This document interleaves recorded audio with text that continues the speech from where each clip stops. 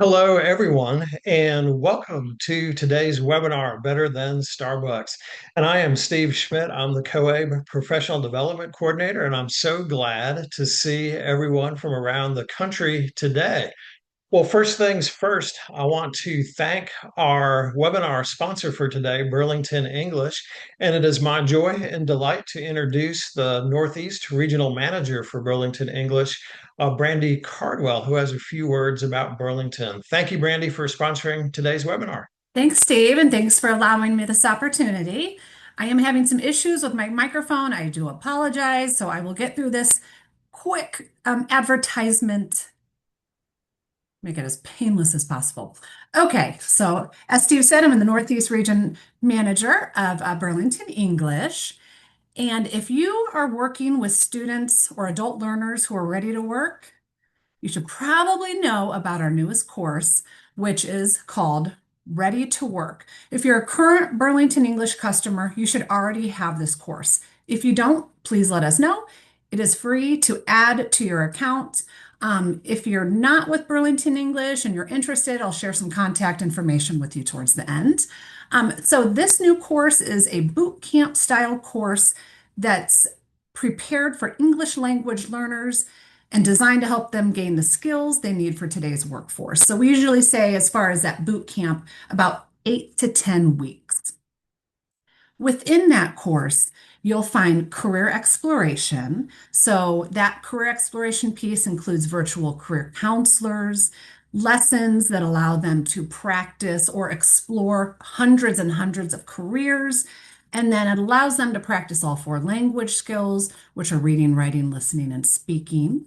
The employability skills are included, so also known as soft skills like time management, teamwork, problem solving, professionalism, all those soft skills you're very familiar with. With the digital literacy that's included, you're always working on digital literacy with Burlington. But we take it a step further, you're working on internet safety and then communicating online. And then with financial literacy, you're learning about banking in the US, avoiding scams, and so on. If you have Burlington English, again, you have access to wonderful teaching resources. So we have ready-made projectable lessons that are created, make your life so much easier. They include videos, plenty of activities that allow for small group work, partner work, and they prepare your students or learners for real-life workplace scenarios like interview practice, working on safety skills, all kinds of examples I could mention. And then ideally, it's used as a blended curriculum, so students would study independently on lessons that reinforce what the teacher taught. It can be used asynchronously. That's how you prefer to use a curriculum. If you do that, we always encourage you to invite us in and help with student onboarding. Make sure your learners are successful with navigating through Burlington English. We provide immediate feedback. So with speaking, you have an individualized pronunciation course that helps learners work on maybe those pronunciation challenges they have. And then Course Planner has all kinds of great teaching resources. We have lesson plans, scope and sequence, and more. And then, of course, progress. Students can always access their progress. Educators, facilitators, administrators can monitor class progress. You can look at things like how much time are they spending away from school or in the classroom. And you can even drill down and see what kind of skills they may be struggling with, what kind of scores they're getting, how they're doing on their module tests. Lastly, it's that ready for work. You should have it in your account if you're a current Burlington user. If you don't, here's our contact us page. If you know me and you have my information, I can send you in the right direction. Otherwise, reach out to us at burlingtonenglish.com/contact, and you will be able to find the representative in your area on this page. So thank you again and enjoy the webinar. Thank you so much, Brandy. And if you would go ahead, please put that contact information into the chat so people can reach out to you. So, just a few housekeeping things before we start our webinar today. And if you have not already, many have done so, but please introduce yourself in the chat if you have yet to do so. As you go through today and you have questions, please don't hesitate to put those in the Q&A, and we will do those questions toward the end of the webinar today. And of course, everyone's interested in this, you will receive a certificate and the webinar recording link 24 hours after the end of today's webinar. And then other resources, well, which could include the presenter's slide deck, would be available 48 hours on the PD section of COABE's website. So without further ado, let me introduce the presenter for today's webinar. I saw Chandra Kydd present at the Florida ACE conference last October, and she absolutely brought the house down.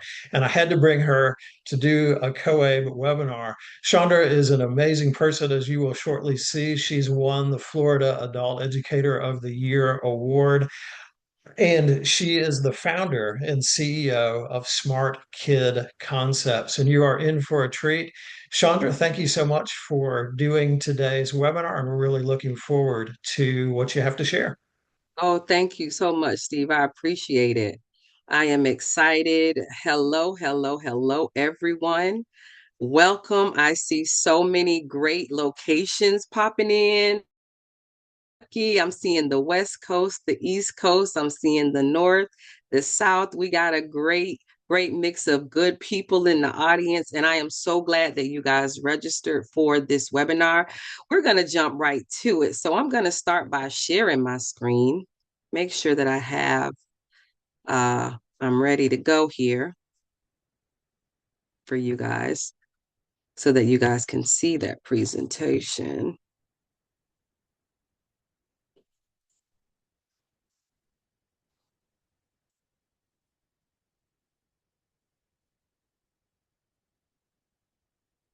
Okay, I hope everybody can see my screen there. All right. And if you came to this webinar by accident, guess what? You made a good mistake.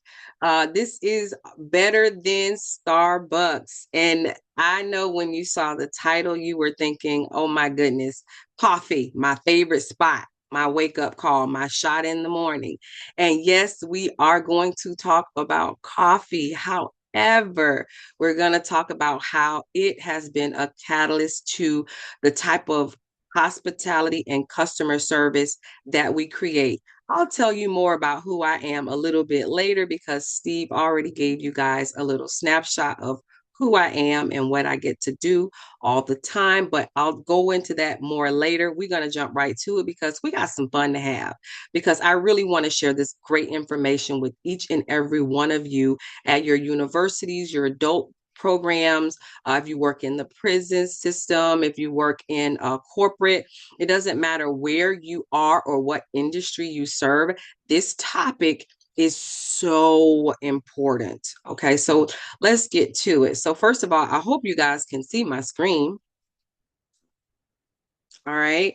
So I want to jump in and share the hidden agenda here. So these are some of the things that we're going to get a chance to talk about and look at.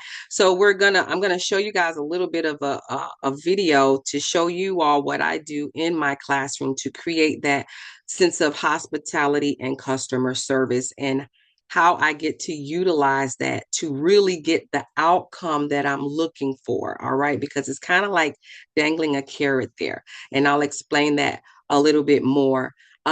Since you guys are unable to unmute your mics and participate with me, we're going to get beyond the cold welcome and we'll jump right into talking about the difference between hospitality versus customer service, because there is a difference. We're going to do some activities and you guys will get to participate, because this session is meant to not be about you guys just hearing my beautiful voice. It's about you all getting some valuable information and tools that you take back to your organization and put into practice right away to take where you are to the very next level. That's the whole point of this this really great webinar. We're going to do some imagination. We're going to do some fun and games. We're going to look at some scenarios and how beneficial this issue is. And then we're going to hopefully talk about what we do beyond the coffee, right? That's really going to help you guys create this atmosphere in your institution and organization. And hopefully we'll have some Q&A. So jot down your questions as you go. I know some of you are going to put them in the chat, but by all means, you can jot them on a piece of paper. And when we get to the Q&A, you can type them in the chat. So that way we can address as many questions as possible, because this webinar is for you. All right. So let's kick off this video. And I want to give you guys a little bit of a sneak peek of what I get to do in my classroom.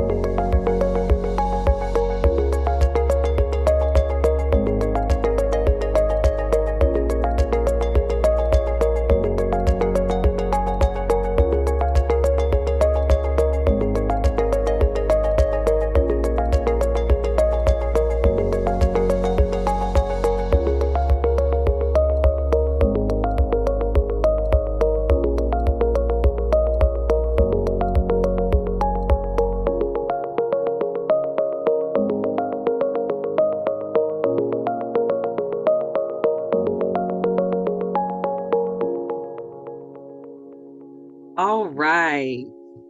So you're probably, at wondering, and you guys are really soaking it all in. These are real photos, all right? And yes, I know you noticed a lot of good stuff. You noticed a coffee table and you noticed a lot of food, and you're probably asking yourself, is she really cooking? I am really cooking, you guys, and the students bring in as well. But yes, we eat a lot in my class because we have our own love language, and one of my major love languages is acts of service.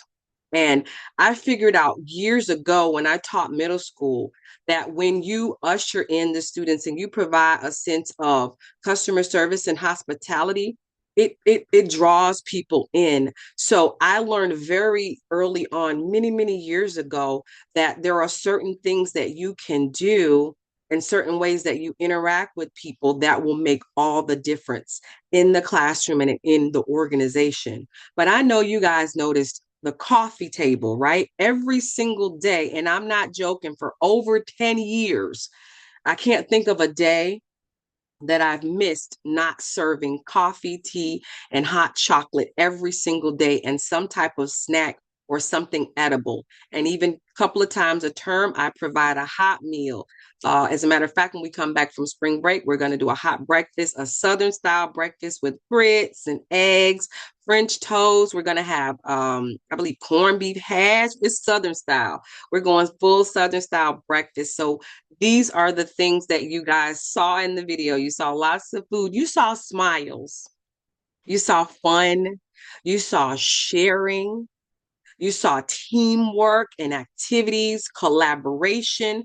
You saw students presenting. You saw projects, full engagement, and you see a family atmosphere. All of this was created on purpose for a specific goal, not to fill bellies. That's just the front end. It's the back end that really comes in play when you set up the front end just right. That's just the catalyst.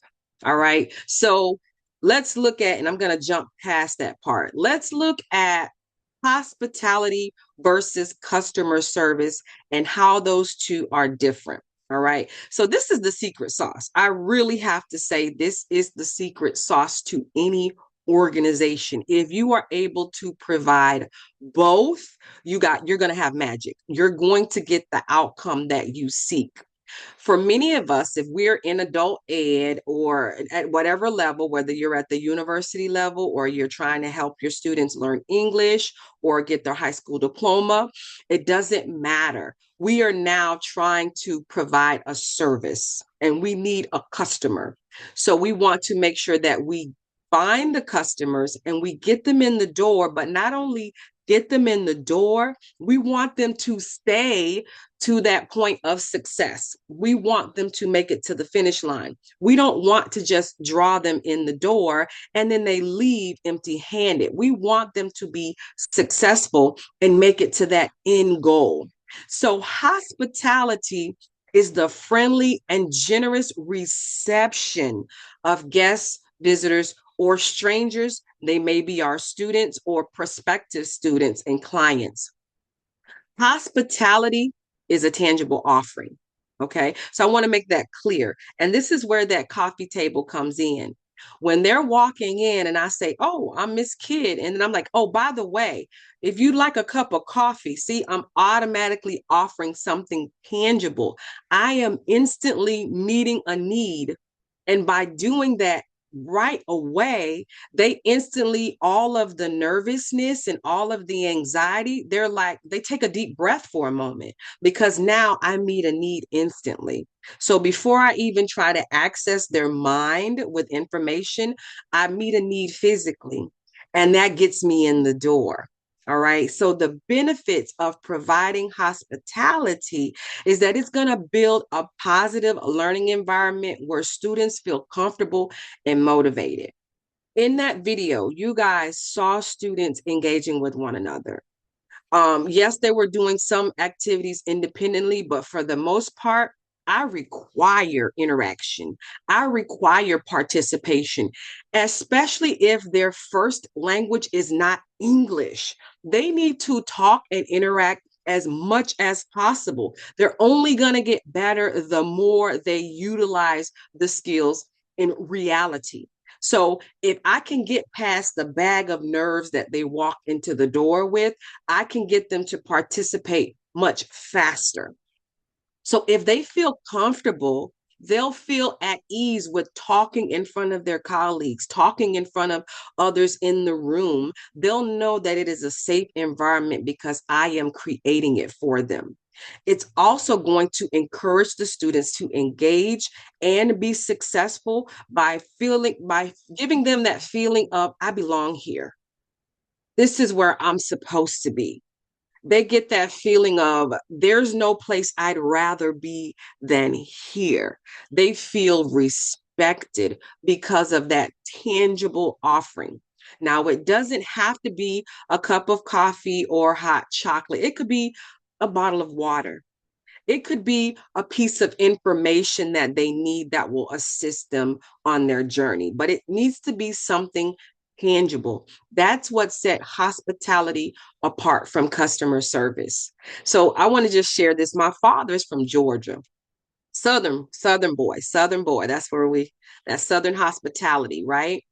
When you come to my parents' house, the first thing my dad asks you, you want something to drink? Are you hungry? And it's funny because you might say, oh, no, no, I'm good. And you know, my dad's going to say, oh, I'll just make you a plate anyway. I'm going to make you something. Don't worry about it. And he's going to offer you iced tea or lemonade, something, a bottle of water. And he's going to do that automatically because that's just that hospitality. When you usher someone into your environment, when you offer them something, even if they say that's okay, I'm good, no, thank you, they still feel offered something tangible. Now, on the other side of the coin is customer service. Now, customer service is the assistance and advice provided by an individual to people to use their service or their product. In our case, our services and possibly even our products, if you are selling something, maybe books or other resources. Okay. Now, the benefits of customer service is that it enhances student satisfaction by making them feel valued and supported. So, where hospitality is a tangible offering, customer service is an action, but the action has to be driven by the right attitude.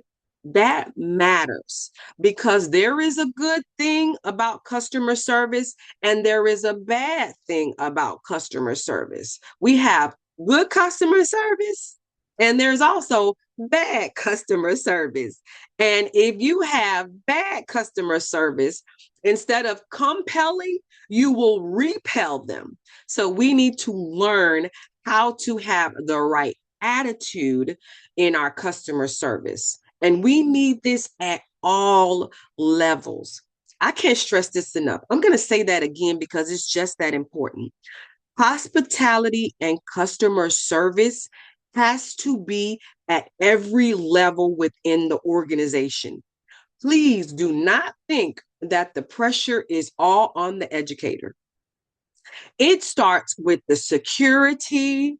It is the maintenance and the facilities personnel. It is the job of the registrar or whoever is signing these folks up. It has to be at every level. It could be, for example, when they're coming in onto your site and they may have a question, excuse me, where do I park? And the person has a bad attitude, you already start to repel them. All right. So this needs to be a message echoed at every level within your organization because you can't have some staff who have the right mindset and attitude, that have that great hospitality and customer service. And then you have that handful that doesn't have the right attitude and provide that hospitality because you never know who your customer is going to encounter first. So that person who they see first may repel them before they get to the great folks. So this has to be a message that everybody is on board with at every level. So it is not just on the shoulders of the educator. It has to be echoed at because you never know at what point someone is going to encounter even the facilities and maintenance. They may want to bring something to their attention that there's a spill or that there's an issue that might need to be handled. And if that person has a bad attitude, they might say the wrong thing or do the wrong thing. And next thing you know, you wonder why you don't see that person anymore. They turn them off. All right. So please know that this has to be a message at all levels. So we know if you are dealing with students and clients all the time, especially students, it doesn't matter if we're talking about ESOL, doesn't matter if we're talking about GED or university, they come in nervous, all right? We have to immediately help them overcome that, especially if they have not been in school for a long time. They are walking in the door with what I call the bag. They walk in with this bag of Oh my gosh, I haven't been to school. They start immediately unloading the bag. They start revealing everything in their bag. They say, "Oh, I haven't been to school in 5 years. I'm probably gonna struggle with this subject, or I'm probably gonna slow you down." They immediately, almost like they're trying to talk you out of being their teacher, their guide. They're almost trying to talk you out of helping them. So we have to help them overcome their nervousness. So what we can do is greet students with a smile day one. And remember, this is from the top down. Everybody has to do this. Their day one may be the first time they encounter you. All right. So whenever you greet a student, when they walk into the classroom, they walk into that office, they walk onto that campus, they should be greeted with a smile. And I gotta say smile, because smile, remember we talked about attitude. When you have a smile on your face, it makes people feel at ease. If you have a grimacing look about you, it adds to their nervousness. It makes them more afraid to even ask you a question. So you want to have a smile, even if the person is on the phone. You can hear a smile through the phone. So we want to make sure that we have that smile present so that they're less nervous. And then if you are in a position where, say, they're coming into the classroom and you're busy, because it happens. Sometimes you're busy. Maybe you're working in the office and you're assisting someone else. All right. What I've done is I've created a group of students who become like a welcome committee, because sometimes I might be really caught up with someone else assisting them, and I can't immediately walk over and greet that individual. And for most adult ed, whether it's ESOL or GED, we have that open enrollment scenario where we have students coming and going. So whereas where you may be at the university level where students start at the beginning of the semester or the term, if you're in a scenario where you have an open enrollment, you constantly have students coming in brand new. So if you're not able to stop and greet them personally, create a welcome committee. You know who your superstars are in the room. You know those who are super nice and very helpful and very welcoming.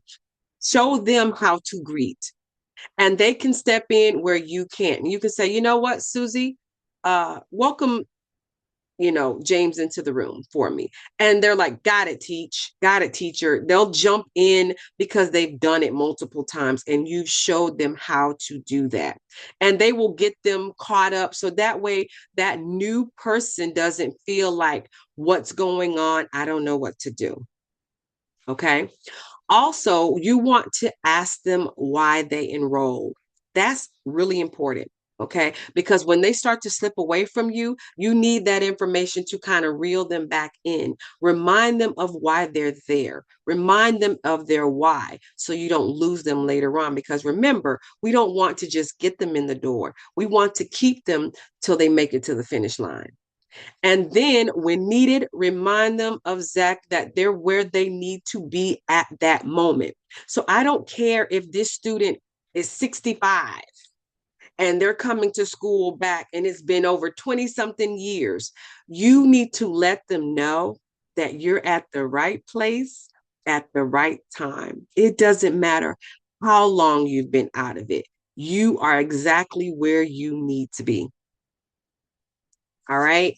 All right, so we're going to do a little exercise. All right, so what I want you all to do is I want everybody, and I mean everybody, to close your eyes and turn on your imagination.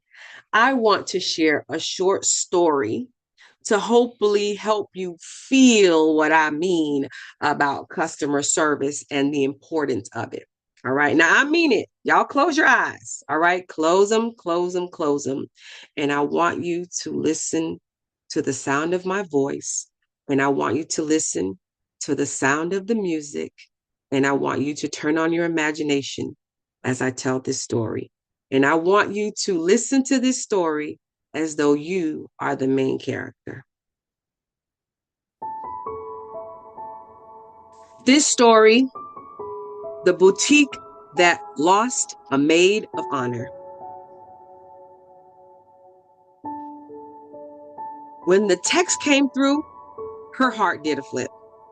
Girl, the wedding is in 2 weeks, and you're my maid of honor. She squealed, spun around her living room, and then froze mid-twirl. 2 weeks? No dress, no plan, no time. The next morning, she hit the stores like a mission. Rack after rack, store after store. Dresses that were too tight, too loose, too high, too bright, or too dull. She held fabrics up to the light, stepped back from mirrors, sighed at price tags that made her eyes water. By the fifth store, her feet were throbbing. By the seventh store, her hope was thinning. By the ninth, she was ready to call her best friend and confess defeat. But something in her said, try just one more. So she pushed the door open of a small boutique tucked between a cafe and a flower shop. A little bell chimed overhead. The place smelled like vanilla candles and new beginnings. And there it was, the dress. Soft blush satin, a neckline that whispered elegance, a skirt that floated like it had its own breeze. It looked like it had been waiting just for her. She held it up to her body and smiled at her reflection for the first time all day. But wait, there's no price tag. She glanced around and spotted a sales associate folding sweaters while checking her phone. She decided, you know what? Let me just ask the salesperson. She walks over, still excited, with that beautiful dress in hand. Excuse me, she said gently. Do you know how much this dress is? The associate didn't even look up.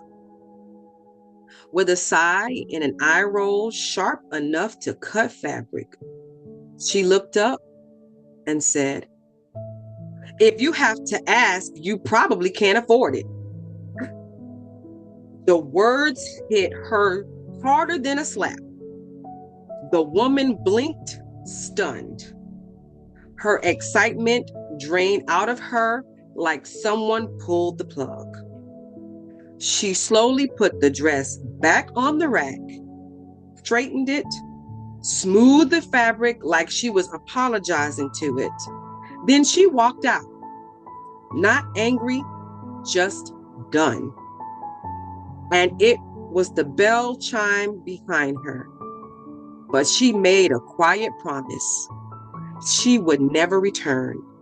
Not for a dress, not for a sale, not for anything. Because the truth is simple. People don't just buy services, they buy how you make them feel. And one rude comment can cost an organization far more than the price of a dress. Now open your eyes. Now, if your imagination was kicking in and you felt this story, you can understand how much of a turnoff that can be, especially if you have someone who has gone through so much in their life.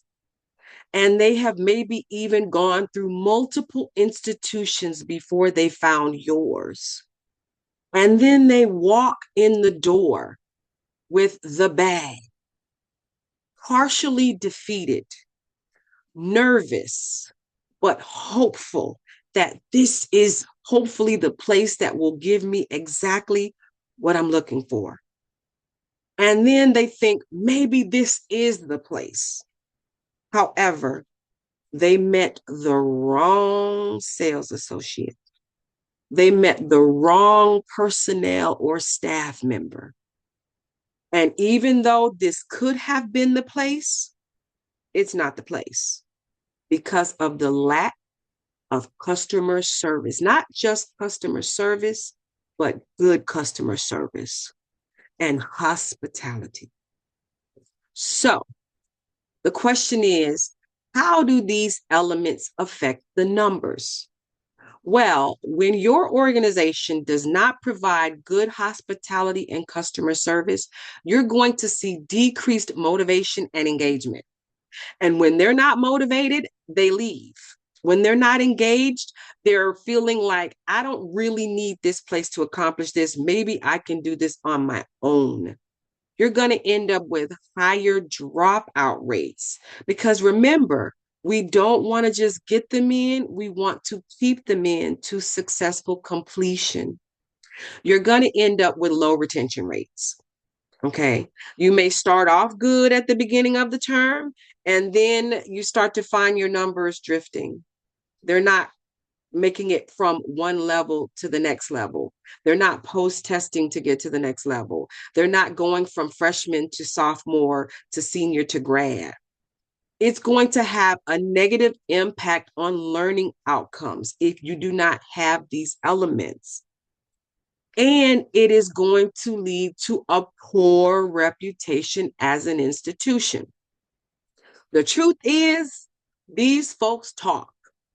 So the tea, they're going to spill the tea. All right. And they're either going to say, oh man, that place, you should go there. That's where I go. That's where I went. And they were phenomenal. They were awesome. Or they're going to say, that place, terrible. Don't register there. Don't go there. Oh, they have the worst attitude. They're not going to help you. You're going to feel alone. They are going to talk. And you better believe they are more likely to talk about the negative more than even some of the positive. So once you ruin the reputation, and the truth is, it only takes one person to ruin the whole institution's reputation. And it's sad, but it can be true in some instances. So if you have a registrar with a terrible attitude, and they're the first person who encounters them, they may never even make it to the classroom that has dynamic teachers and facilitators. If you get them registered and the teachers are not providing that great customer service and hospitality, they're not going to stay. If you have test administrators, if you have test administrators, I don't care who they are. All right. Everybody has to have this mindset. It could be anybody at any time that can really sour the reputation, and it can be hard to fix once it is damaged. So we talked about customer service involving attitude. And how do we show our attitude? It shows through the tone of your voice. It is how you say what you say. It involves varying your pitch, your tone, the volume, the emotions, emphasizing points that maintain the interest and the flow of what's happening. So it's also your body language. It enhances your message. It can be memorable and impactful. Eye contact. When you were in the store of the boutique, the associate barely looked up from what they were doing. So what I mean is, if you are being asked a question, all right, and you're not even looking the person in the eye, they most likely will stop talking until they feel like they have your full attention. So your tone, your body language, your gestures, your posture, all right, your facial expressions when they're speaking to you, all of that matters. And we have to be mindful of these things because people notice this stuff. All right. So with that being said, we're going to do an exercise, another activity where you guys get to engage. We're going to play a game. And this is where I want you guys to be able to jump in that chat box. Okay. Remember, save your questions for the end. So I'll answer them at the end. But right now, I want you guys to get ready to add your response in the chat box. All right. So this is a game called Watch Your Tone. All right. So what I want you guys to do, and I'm going to give you 30 seconds. And one thing I always do in my classroom, every activity, there is a timer. All right. Because I need students to understand there is no unlimited time in life. There's always a deadline. So you guys are going to have 30 seconds to think of a one-line phrase that can sound positive with the right tone or negative with the wrong tone. For example, look at your hair. Look at your hair. All right. You guys got 30 seconds to think of a one-line phrase that can be positive or negative with the right or wrong tone. You got 30 seconds starting now.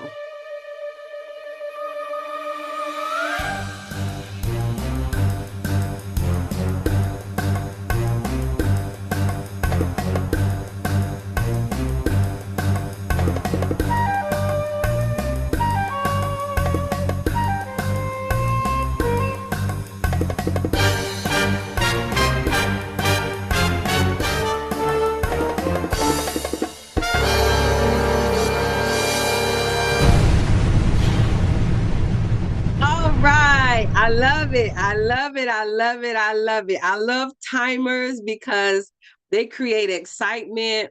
And so we are going to look at what you guys came up with. All right. I am going to do my best, all right, to read these in the way that I think you meant. All right. So let's see what we got here. Let's go. We got quite a few. Ooh, got some good ones. All right, let me see. Let's see. Mm. Okay, all right. So we got, let's see, Christine. All right. Okay, here we go. I'm gonna try to do it justice. Okay. So good of you to be here. So good of you to be here. You're back. You're back. That's an interesting idea. That's an interesting idea. Nice to meet you. Nice to meet you. How can I help you today? How can I help you today? Welcome back. Welcome back. I like that one. Are you wearing that? Are you wearing that? Are you kidding me? Are you kidding me? I like that one. Thank you. Thank you. Well, there you are. Well, there you are. What can I do for you? What can I do for you? Where were you last week?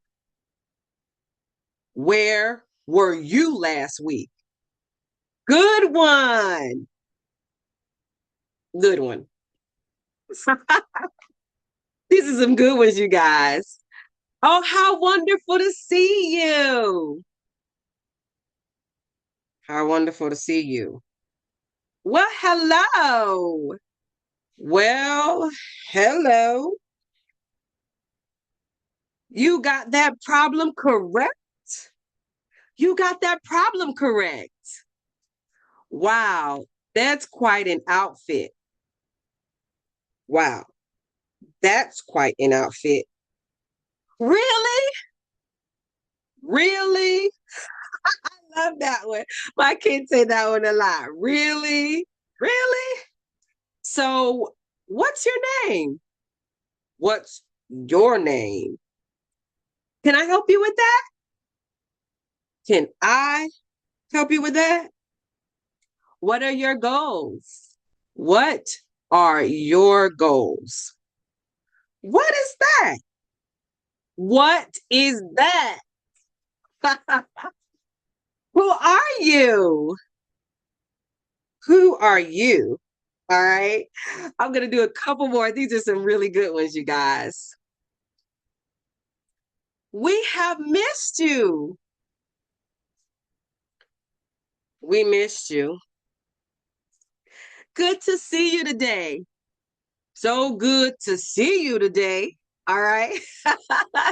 You guys see the difference? It's all about how you say what you say. The tone matters, you guys. It really plays a big part in whether you compel or repel people. It makes all the difference. And if you notice, when I said certain phrases, I changed my posture. I was rolling my eyes. I had my arms folded versus arms not folded, which is usually more of a open, welcoming. You could even tell sometimes I had a smile on my face versus a grimacing look on my face. These things all matter. And that's why it's important that we remind people that we always watch our tone. And I want to say this, even if there's a security personnel, and we know safety and security matters. It could be something as simple as asking a student for their badge. Put your badge on. Do you have your badge today? There's a difference between, would you put on your badge? Do you have your badge today? Versus, where's your badge? Where is your badge? You see the difference? One sounds like an honest request for the sake of safety versus a demand of, if you do not bring that badge or put it on, we're getting you out of here, or there's going to be some penalty, or now they feel intimidated. All right. So tone matters so much at every level.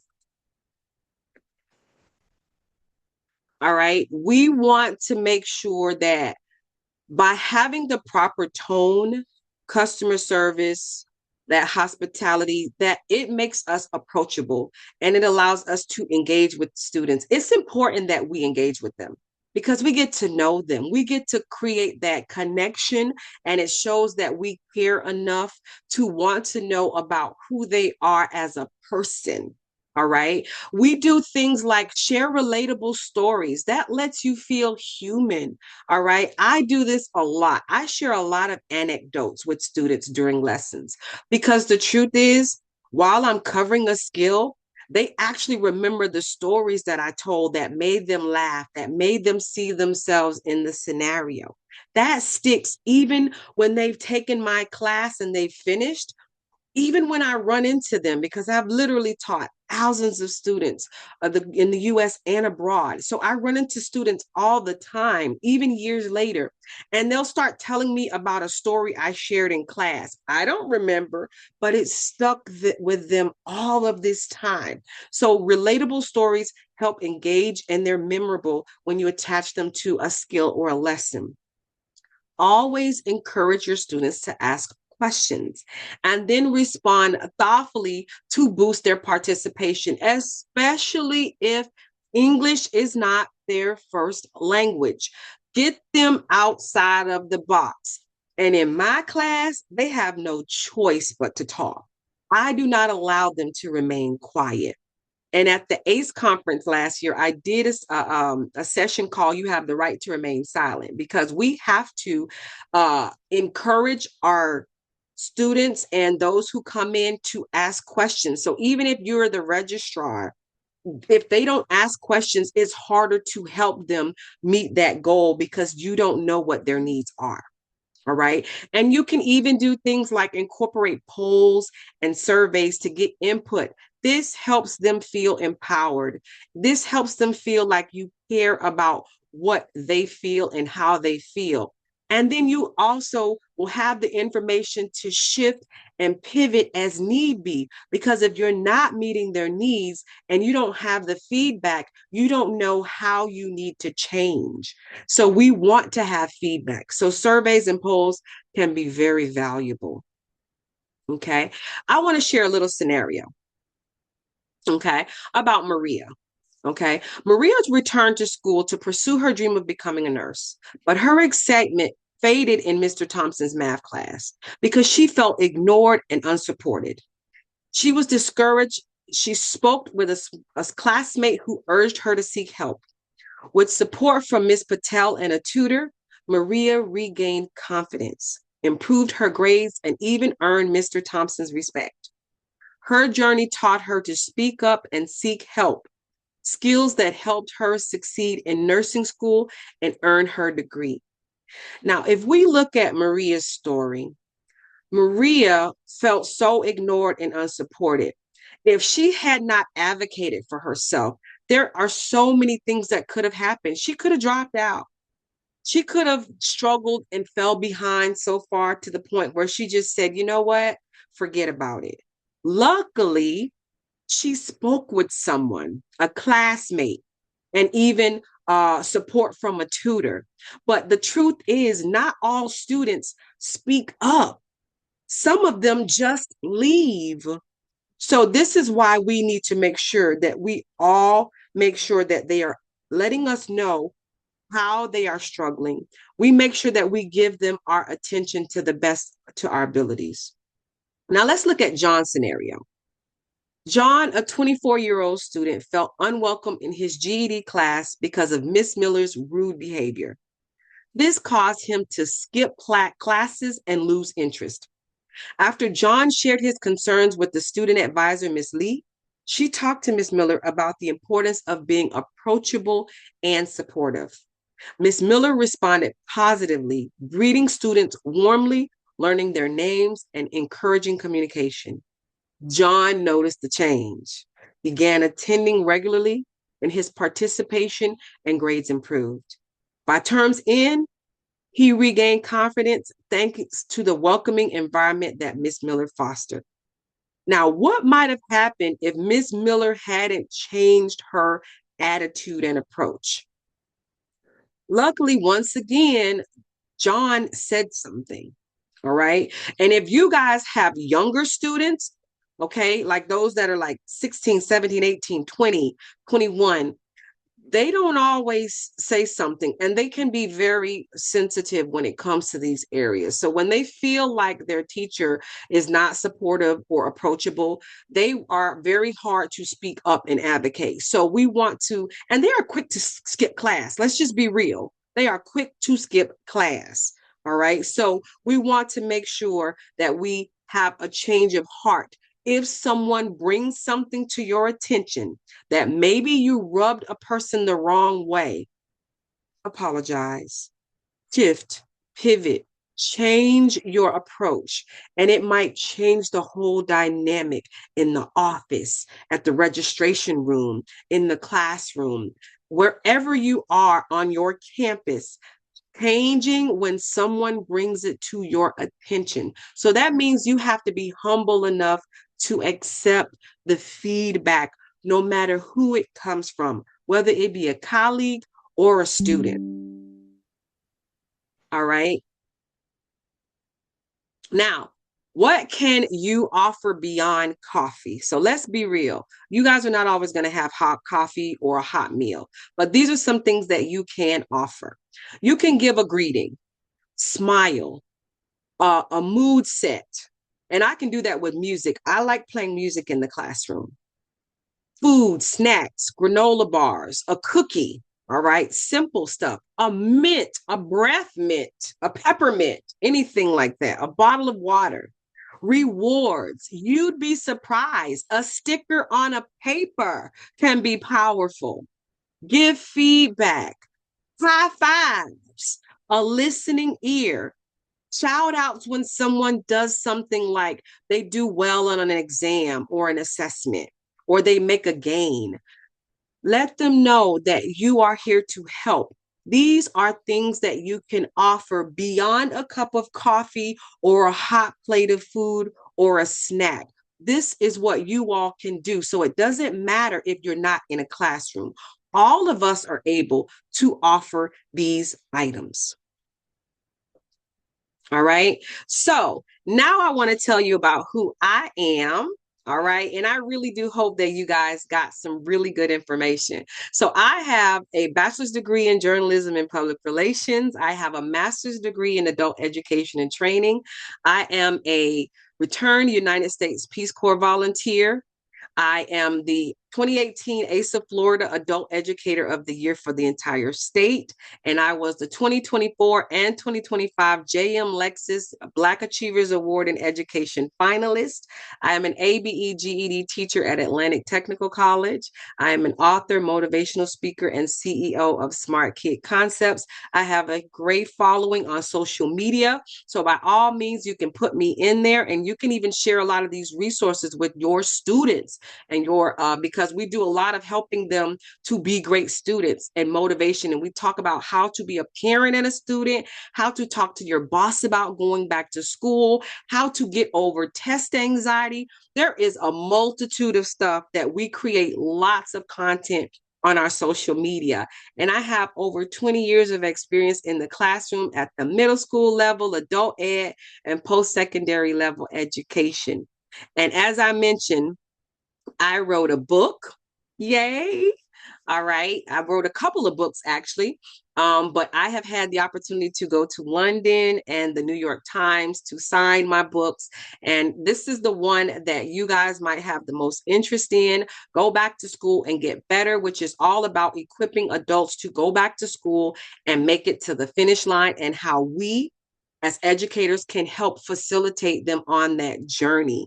So this is the perfect time for all of those questions. Let me get them, let me get them, let me get them. So Steve, by all means, I know some people might have had some questions that might have been near the top. So by all means, if there were some questions that I missed in the chat, please do let me know, and I'll try my best to answer them.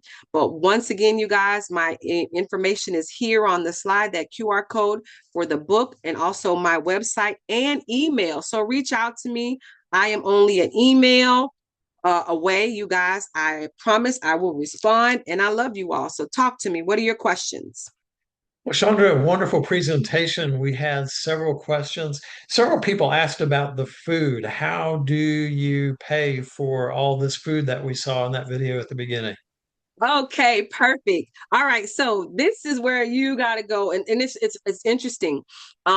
The truth is, when I tell people, I'll go to a store and say, "Hey, I'm a GED teacher," and you'd be surprised that people say, "Oh, I got my GED," or my sister, or my cousin, or my aunt. They everybody knows someone who got their GED, and I'll say, "Well, listen, those bagels you got, what are you gonna do with them? Are you gonna?" And I say, "Is it okay if I'll grab those bagels if you're not gonna have them, at the end of the day?" And so what I encourage you to do, if you want to set up something like this, start off at the thrift store. That's what I did. I went to my local thrift store and I got a coffee maker and a tea, kettle and all of that.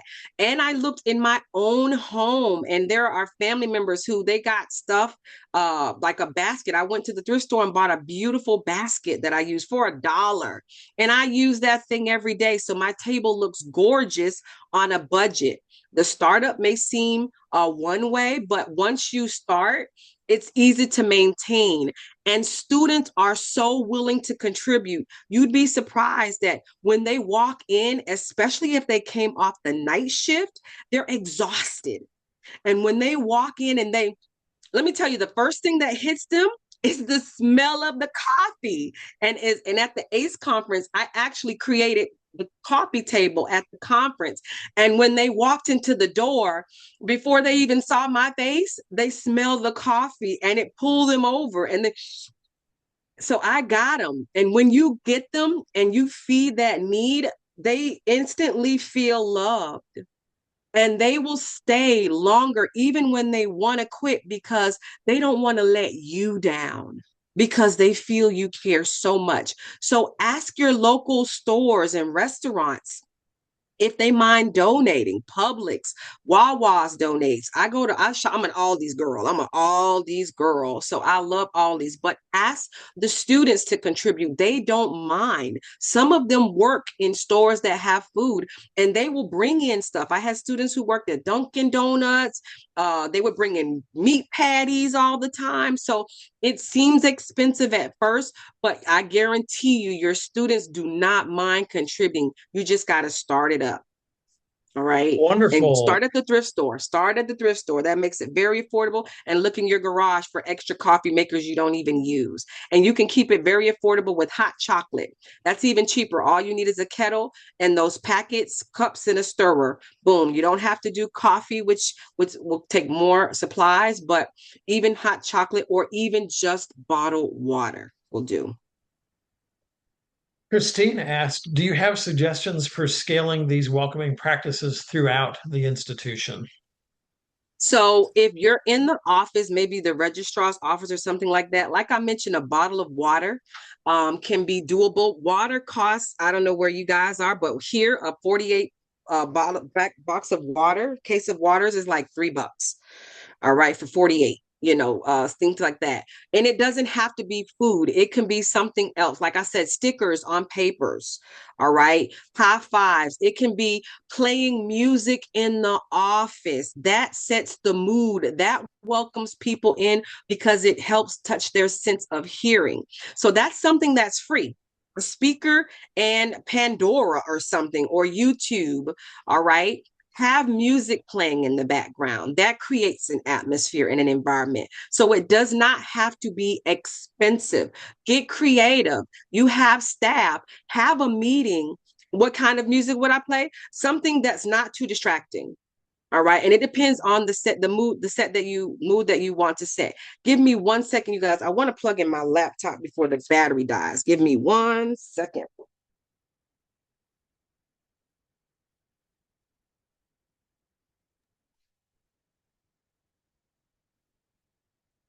And I am back. You missed me already, didn't you? I feel it.